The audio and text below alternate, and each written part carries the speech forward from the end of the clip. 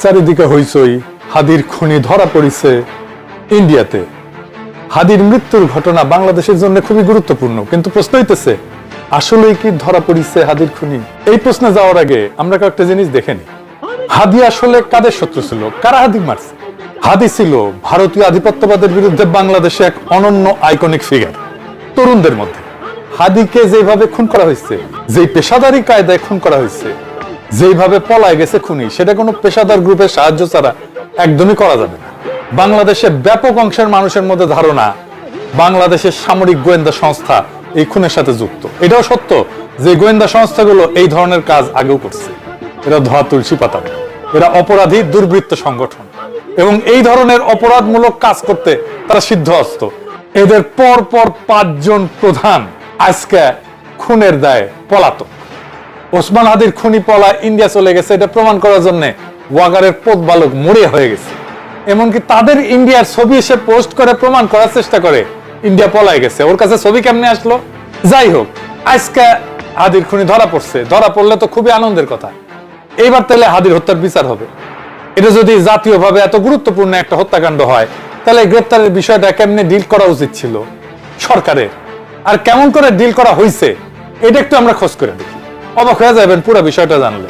আসেন আমরা হাদির হত্যাকারীর গ্রেপ্তারের বিষয়ে কি কি অসঙ্গতি আছে সেটা দেখি, তারপর আপনারাই বিচার করেন, নিজের বিবেক বুদ্ধি দিয়ে বিবেচনা করে দেখেন আসলেই হাদির হত্যাকারী ধরা পড়ছে কিনা, বা এইটা কোনো সাজানো ঘটনা কিনা।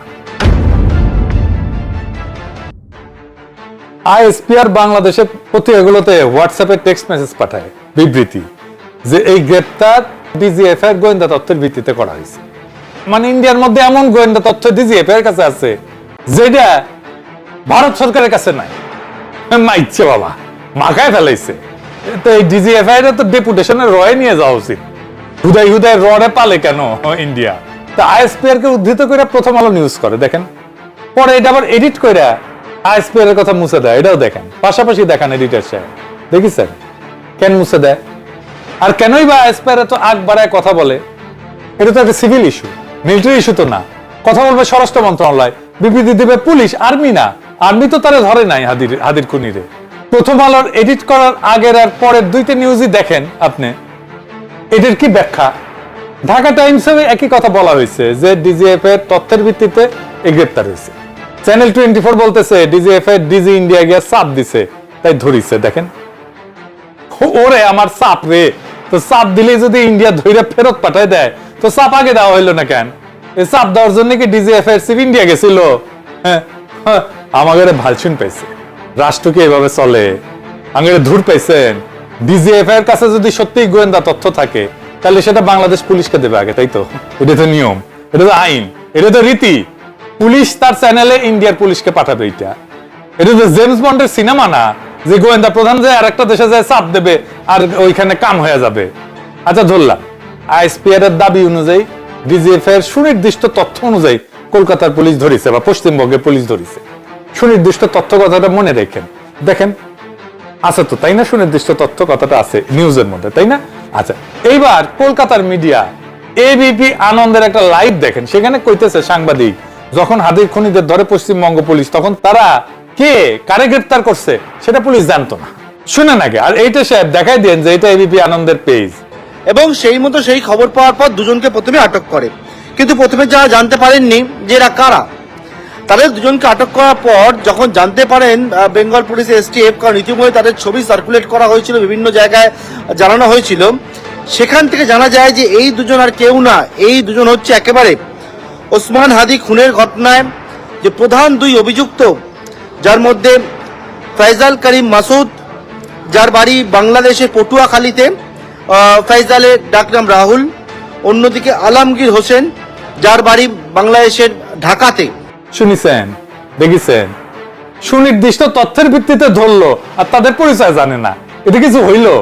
আমাদের দূর পাইছেন, ভালসুন ভাবিছেন। তারপরে আসিফ নজরুল বিএনপির মিডিয়া সেল এআই জেনারেটেড ছবি দিয়ে স্ট্যাটাস মারা শুরু করলো, দেখেছেন? একই রকম কেমনে কি? আর এক আছে বাটপাট টাকলা সাদি, চেনেন না? চেনেন না? আরে বাপরে, এদের তো চেনা দরকার। এটা বিশাল বিশাল জ্ঞানী ব্রেনটি মানুষ আর কি, পুরাই নলেজ আর কি, বুঝছাও? উনি এত বড় বাটপার, আন্তর্জাতিক মানের বাটপার। ও প্রতারণার দায়ে গ্রেফতার হয়েছিল, জালিয়াতির দায়ে, বিএনপি নেতা। এই বাটপার খালেদা জিয়ার উপদেষ্টা ছিল, মানে ক্যাঙ্কা মানুষকে উপদেষ্টা বানাইছিল 2015 সালে। সে আমেরিকার 6 জন কংগ্রেসম্যানের স্বাক্ষর জাল কইরা একটা বিবৃতি তৈরি করে, সে বিবৃতি আবার গণমাধ্যমে পাঠায়। ধরা পড়ার পরে চারিদিকে সিসি ওঠে। খালেদা জিয়া এটা জানাপত্র সংবাদ সম্মেলন করে বাটপারকে বিএনপি থেকে বহিষ্কার করে। দুনিয়ার সকল কুচি বুড়া স্বীকৃত শিক্ষানবিশ সকল বাটপার বিএনপির ছায়াতলে জড়ো হইতেছে। আলহামদুলিল্লাহ, হ্যাঁ, ঘন হয়ে আসেন সকলে, জড়ো হয়ে আসেন সকলে। হাসিনার মতো আরেক ফাঁসিবাদ কায়েম করতে সকল বাটপার বিএনপিতে যোগ দিন, দেরি করলে লেট হয়ে যাবে। বাটপার সাদি তার টাকলা নাম দিছে নাকি? তুই বিশ্ব বাটপার, তোরে কে টাকলা নাম দিছে? তুই তো এক্সপোর্ট কোয়ালিটির বাটপার, তাই এক্সপোর্ট করেছি তোরে। আমি দেশের পিল্লে একটা ইনস্টিটিউট করবো, বাটপার সাদি ইনস্টিটিউট অফ ক্রিটিক্যাল বাটপারি। তোরে আমি ওই ইনস্টিটিউটে ডিল বানাবো, দিন দিন দিন। তুই পিএইচডি করাবো সয়াবিন পিল লোকদের। তোর মতো বাটপারি প্রতিভা এত সহজে নষ্ট হয়ে যাইতে দেওয়া উচিত না। টাকলা টাকলা টাকলা বাটপারের বাটপার চালা জাউরার জাউরা। যাই হোক, হাদির হত্যাকারী ধরা পড়লে তাকে বিচারের আওতায় আনলে তো বাংলাদেশের আবাল বৃদ্ধ বনিতা খুশি হবে, তাই না? কিন্তু গভীরভাবে চিন্তা করলে আপনি এই সংবাদগুলোতে বেশ কয়েকটা অসঙ্গতি দেখবেন, যা বলছি তার বাইরেও আছে। আসেন আমি অসঙ্গতিগুলো ধরাই দিতেছি। ডয়েচে ভেলের সংবাদে বলা হয়েছে হাদির হত্যাকারীকে আদালতে তোলা হয়েছে। শুনেন আগে। রাহুল ওরফে ফায়জাল, করিম মাসুদ এবং আলমগীর হোসেন বাংলাদেশে ওসমান হাদিকে খুন করে মেঘালয় মারফত বাংলাদেশ থেকে ভারতে আসেন। শনিবার রাত্রে পশ্চিমবঙ্গ রাজ্য পুলিশের এসটিএফ বনগাঁ অঞ্চল থেকে এই দুই অভিযুক্তকে গ্রেপ্তার করেন। তারপর আজকে রবিবার তাদেরকে নিয়ে তাদেরকে কোর্টে পেশ করা হয়। শুনেছেন? অথচ শনিবার রবিবার আদালত বন্ধ থাকে পশ্চিমবঙ্গে, ছুটির দিনে আদালতে তোলা হয়েছে। আচ্ছা, কলকাতা প্রেস ক্লাবের সাবেক সভাপতি কি বলতেছে শুনে। বলতেছে আগামীকাল সোমবার আদালতে তোলা হবে।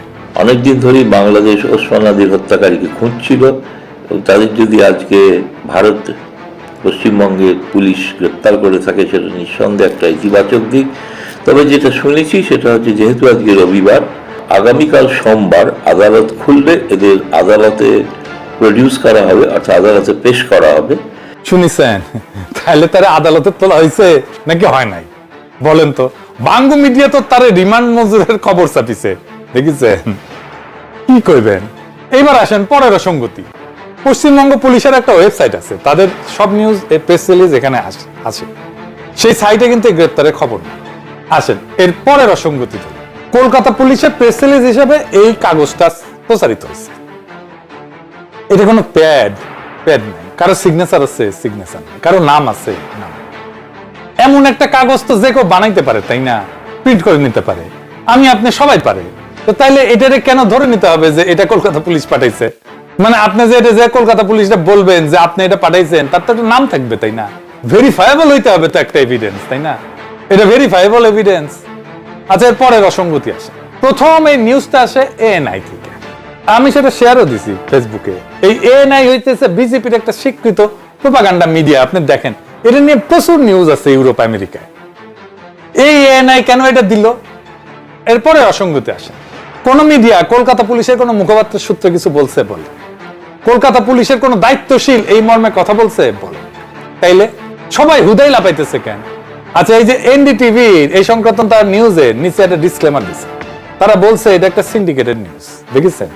দেখেন কেন এই ঘটনাকে সিন্ডিকেটেড নিউজ বানাইতে হলো। সিন্ডিকেটেড নিউজ মানে ন্যারেটিভ তৈরি করার জন্য ব্যবহার করা হয়। আপনারা দেখছেন না, একই খবর অনেক মিডিয়ায় ছড়াইতেছে, একই টাইটেলে, একই কন্টেন্ট। এটা হইতেছে সিন্ডিকেটেড নিউজ। রাষ্ট্র যখন সত্য বলার বদলে গল্প বানায়, তখন অসঙ্গতি হয়ে যায় সবচেয়ে বড় প্রমাণ। এটা মানে বুঝলেন না?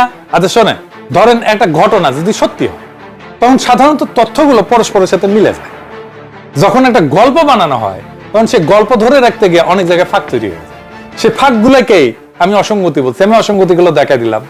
সত্যিকারের ঘটনার বৈশিষ্ট্য হইতেছে, যদি ঘটনা সত্যি হয়, তাহলে সাধারণত দেখা যায় বিভিন্ন সূত্রের তথ্য প্রায় একই থাকে, টাইমলাইন পরিষ্কার থাকে, সরকারি বিবৃতি, পুলিশ, মিডিয়া সব জায়গায় একই কথা থাকে। ডকুমেন্ট বলেন, প্রেস রিলিজ বলেন, আদালত বলেন, সবকিছু স্বাভাবিক নিয়মে হয়। অর্থাৎ ঘটনার ভিতরে স্বাভাবিক একটা ধারাবাহিকতা আছে। কিন্তু গল্প বানাইলে কি হয়, যদি আগে সিদ্ধান্ত না হয় যে ন্যারেটিভটা চালাইতে হবে, তখন সমস্যা হয়। তখন এক এক মিডিয়া এক এক কথা বলে, টাইম লাইন মেলে না, এক একজন এক এক রকম কথা বলে, ডকুমেন্ট অদ্ভুত লাগে, কে কথা বলবে সেটা পরিষ্কার থাকে না। এই ছোটখাটো ফাঁকগুলো হইতেছে অসঙ্গতি। অসঙ্গতি কেন গুরুত্বপূর্ণ? অসঙ্গতি গুরুত্বপূর্ণ কারণ এগুলো দেখায় যে ঘটনার বর্ণনা স্বাভাবিকভাবে তৈরি হয়নি, ন্যাচারালি তৈরি হয়নি, অর্গানিক্যালি তৈরি হয়নি। দেখেন এক্সাম্পল, উদাহরণ, পুলিশ জানে না তারা কাকে ধরতেছে, এবং সেই মতো সেই খবর পাওয়ার পর দুজনকে প্রথমে আটক করে, কিন্তু প্রথমে যারা জানতে পারেননি যে এরা কারা। নিউজেই দেখলেন তো। কিন্তু অন্য দেশে বলা হইতেছে সুনির্দিষ্ট তথ্যের ভিত্তিতে ধরা হয়েছে। দুইটি একসাথে তো সত্য হইতে পারে না, এখানে অসঙ্গতি। যে কোনো তদন্তে এই পদ্ধতি কিন্তু ব্যবহার করে, পুলিশ ব্যবহার করে, ক্রিমিনাল ইনভেস্টিগেটররাও এটা ব্যবহার করে। তদন্তকারী প্রথমে খোঁজে টাইম লাইন কোথায় ভাঙছে, কার বক্তব্য বদলাইছে, কোন তথ্য অন্য তথ্যের সাথে মেলে না, এই অসঙ্গতিগুলো ধরে ধরে ধরে ধরে সত্য বের করা হয়। তাই কোন পক্ষ যদি সত্য না বলে একটা গল্প তৈরি করে, তাহলে সেই গল্পের মধ্যে অনেক জায়গায় ফাঁক থাকবে, কথা মিলবে না।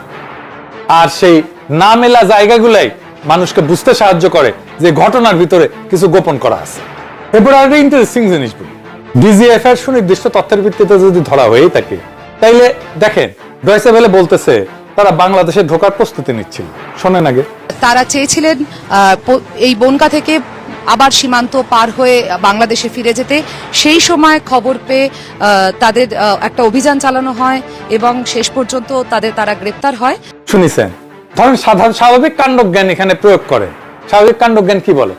বাংলাদেশি পুলিশ তো ঠাসি খেয়ে আমাদের বর্ডারের মধ্যে বসে থাকবে, ও নিজে নিজে বর্ডার পার হলে ক্যাক করে ধরবে, এটাই তো সহজ।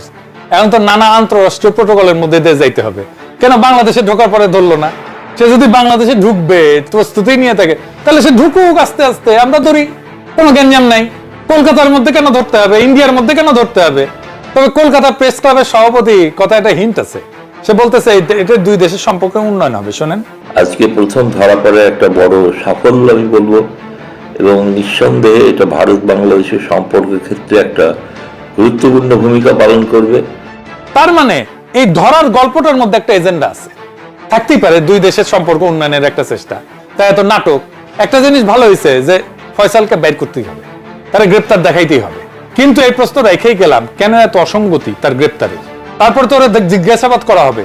এই জায়গাটাই প্রশ্ন, স্বচ্ছতার সাথে সেই জিজ্ঞাসাবাদ যেন শেষ হয়। একটা নিরপেক্ষ কমিশনের সামনে জিজ্ঞাসাবাদ করতে হবে, কারণ গোয়েন্দা সংস্থার সংশ্লিষ্টতার সন্দেহ যখন সমাজে আছে, অনেকে যখন বিশ্বাস করে, এটা মনে করে, অনুমান করে, এই জিজ্ঞাসাবাদকে ট্রান্সপারেন্ট বা স্বচ্ছ করতেই হবে।